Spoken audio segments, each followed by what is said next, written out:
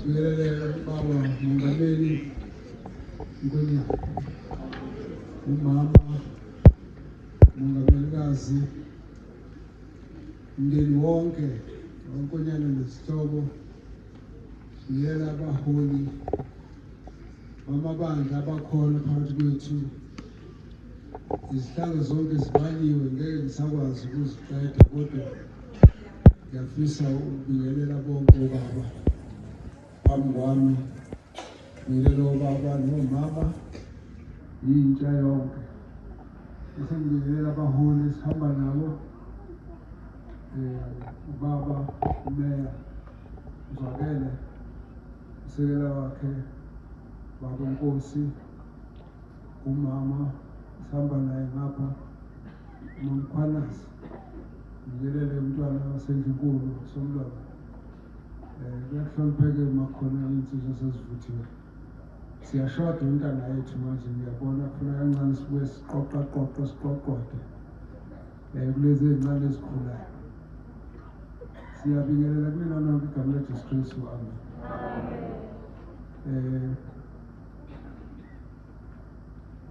Hayi kunzima kona, kodwa-ke uNkulunkulu emuhle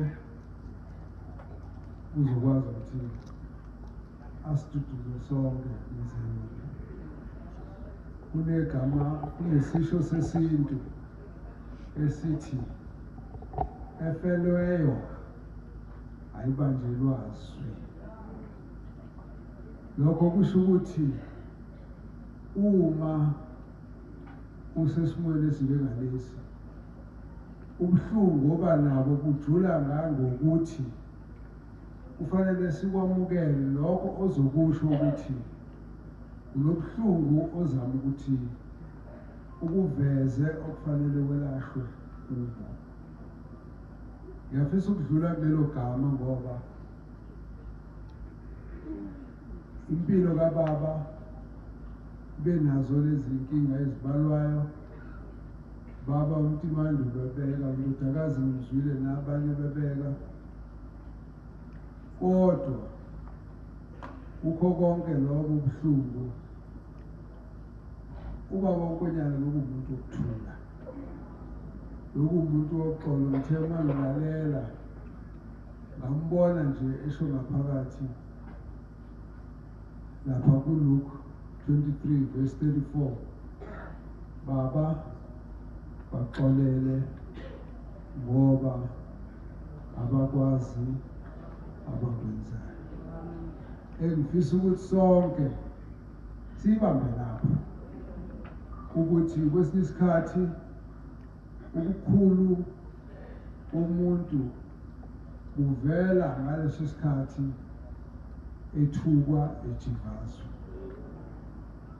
Ngizothi-ke kunina kakhulukazi baba, njengoba nina lezi zikhalo, akekho okuthandayo okukhulunywa ngakho, kodwa-ke kule ndlela sesike sakubona kwenzeka ngoba uJesu Kristu azange adayiswe abantu ababevela ngaphesheya komfula. Uma kwakungenzeka kuye, kungenzeka yini kunina enimlandelayo? Asidluliseni-ke, sibonge nje ithuba lokuthi sizoba phakathi kwebandla sonke sizovalelisa. Into eyangidonsela eduze kubaba uNkonyane ubuholi bakhe qotho. Indoda yamazwi ambalwa, kodwa lawo watholile akuphilisa isikhathi eside. Sisebenze kakhulu-ke naye. Uma sisebenza emkhakheni kahulumeni, singena sizitshela ukuthi sizoba namandla okwenza izinto. Kwesinye isikhathi khona ukhulume ngo-act la, ngisazi ukudlala uyena ubaba uNene ukhuluma ngo-act ukuthi ngomthetho othile nothile ngikwenza lokhu ngegunya lomthetho othile nomthetho othile. kodwa engakuthola mase sifika la kuleminyaka kahulumeni hayi imithetho ibalulekile kodwa ayanele ukuthi ungama ubhekane nomsebenzi wesizwe. Sihlanganeke nobaba ngalezi insuku sixakwe kwakhona isifo la okwakuthiwa ingculazi sasikhona ngoba namhlanje nonaso ngeke umbone nonaso futhi esifana nje nomkhuhlane lo ngikhohlela kodwa kwakuney'nsuku la kwakuthi uma kuthiwa kunomuntu onegciwane abantu bazibawulunguza nangamafasitela befuna ukumbona ukuthi unjani. Kwesikhathi bambone ukuthi unjani, bambone ehlangana nawe phambana endlini yokuchasa ingene. Mina ngudokotela ngakuqeqeshela udokotela. Kodwa isikhathi ngiphasa sasingekho nesifo futhi ne-treatment yakhona engazange ifundiswe yayingekho kwayona. Futhi nethina sodwa le-South Africa sesinenkinga. Wonke amazwe nalonke ukuthi bazolashwa kanjani abantu. Yinye into esakwazi ukuphephela kuyo. Sacela abafundisi. Sihlangana lapho-ke. Mase sicela abafundisi ukuthi awu uma ngena umuntu sazi ukuthi asumelapha anongena nani-ke libiza igama lenkosi kuyithemba okuzokwenza ukuthi noma ngabe kukhona imikhuhlanyana ekhona isebenze kangcono kumuntu esenethemba lokuthi kungenzeka njalo ngiphile ngiqhubeke ngiphile. Amandla-ke enkonzo abonakala-ke la yilabo baholi-ke ababeseduzane okwagcina sibacela ukuthi ayi sesinenkinga-ke manje abahlengikazi ongena ekuseni athi uma ingena wenesi lo memezayo kufanele aphuthume kuyo khona omunye ngalapha wenesi maye kuya kuloya khona ogcina azofika kuyena engasakwazi ukumemeza ngokusethuka. Uyangena lo muntu ukhona azoba bayangeniswa ehodini khona abakhishwayo. Abakhishwayo basebethule abangenayo bazohamba ngosebethule. Inkinga baqeqeshiwe labantu kodwa bazophila kanjani? Abacela-ke obaba ukuthi ayibhekele aningene kube yimina eseniyovuselela nisilekelele kubahlengikazi-ke manje ukuthi umuntu akabe nawo umoya nesibindi namandla okuvuka ekuseni azofika la esibhedlela ngoba abantu abaningi bazosinda ngayo. Sase-ke sithi-ke mase kunzima kwesinye isikhathi ukuthi uma umlapha umuntu uthole nemijovo leyo iyasebenza isikhathi engasebenzi kodwa into ebaluleka kakhulu ukududuza umuntu. Umduduze ngoba umduduzile uba namandla. Sibabizayo ukuthi labahlengikazi bangama-comforters. Basibuze umbuzo wabahlengikazi bathi who is going to comfort us? Who are the comforters? Ilapho baba ngonyaka kwasisekeleka khona. Baningi-ke nalaphansi kwethu abebekwazi ukusisiza ngalezo nsuku. Namhlanje kukhulunywa ukuthi khona ikhambi osukwazi ukujova ujove nokuhlangana nasifo singakungeni. Kuleziya nsuku wangekho lapho.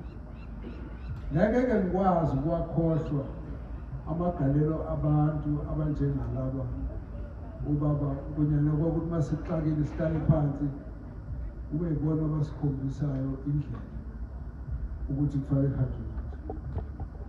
Abadala futhi bazofunda ukuthi ke sanengxaki kakhulu igazi ukuthi ngokubuka ukuhlukana kwamaqembu kwakhona igazi kakhulu. Kodwa nakhona futhi siyabonga ngoba kwaba yinkonzo okwakuyiyona esigcina kuthenjelwe kuyona. Amaphoyisa ayafika abese kududulelwe kwanikezwana kodwa bakwazi ukuba nomoya ukuhamba phambili ubehlisa inhliziyo bathobe inhliziyo inina baphathi bezwi ilokho-ke okwenza ukuthi sikhonzane kakhulu nobaba sigcine ukubonana kulonyaka ophelile benabanye abaholi bekhuluma le ndaba engiyizwayo ukuthi kusho ukuthi seyisele inselelo esisele ngani baholi abasele ukuthi indlela yokuba kuhlanganiswe zonke iy'nkonzo abaholi bonke baseZayoni babambisane babe ndawonye ifuna ukuthi kuqhutshekwe leyo nselelo ayishiyile ubaba sasesinohlelo-ke lokuthi solekelela la kuzoqoshwa khona umlando webandla lonke lamaZion ukuthi lasuka kanjani kusukela kumqangu baba uDaniel kuza kubo bonke nokuhlukana nokuhlakazeka kwawo amabandla kodwa eseyamaZion wonke ngisafisa ukusho ukuthi lowo mlando lowo usadingeka engifisa sengathi uma kuwukuthi kukhona la singabambisana khona siqhubeke nalowo msebenzi ngoba iyona nto-ke esasihlanganela ukuthi ungalekelelwana kanjani ukuba yenzeke kodwa wevele ewumuntu ofisayo ukuthi kube khona nokuthula nokubambisana wonke amabandla amaZion okuyiphupho elihle lelo ngithi akungashabalali ngokuhamba kwakhe sizothi-ke mama umndeni wonke ubuhlungwini kubo anilahlekelwe nodwa maZion nonke ebuhlungwini kubo anilahlekelwe nodwa nathi sikhona lapha amaZion elahlekiswa yonke indawo futhi iy'nkonzo ey'ningi uyawuzibona nje noma mhlawumbe sebenamagama esingisi asithile kodwa uma sebenyakaza usuyabona athi khona lapha insila yaseZion ikhona ngakho-ke kuyibandla-ke sonke esilikhonze kakhulu engifisa ukuthi ngathi noma kukhona ubuhlungu elikubo sithi uNkulunkulu amduduze amqinise hamba kahle bishop hamba kahle mongameli siyabonga